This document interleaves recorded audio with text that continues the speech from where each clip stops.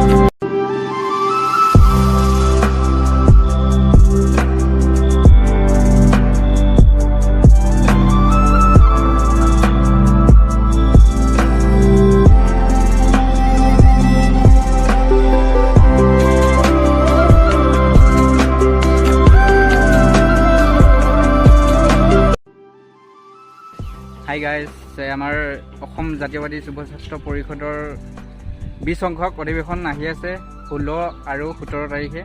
জুবিন অহা হ'ব ইয়াত। এতিয়া কাম বৰ্তমান চলি আছে, আধা আধি হৈছেগৈ বুলি ক'ব পাৰি। 50% হৈছেগৈ। তাতো কাম চলি আছে, ইয়াতো কাম চলি আছে। কি বুলি ক'ম আৰু, গৰমত চাব আহিলোঁ আমি এপাক। মানুহ চানুহ বেছি নাই। তাৰপিছত হাই গাইজ, আহিলোঁ ইয়াত হিৰ' ডিলাৰলৈ। হিৰ' ডিলাৰলৈ আহি দেৰি হ'ব বুলি কৈছে। মানুহকেইটা ভাত খাব গৈছে, কি হয় নাজানো। কাইলৈ আহিবা বুলি কৈ আছে, কিন্তু নাই মনা। এতিয়া আজি কৰি মেলি যাবই লাগিব আৰু, উপায় নাই।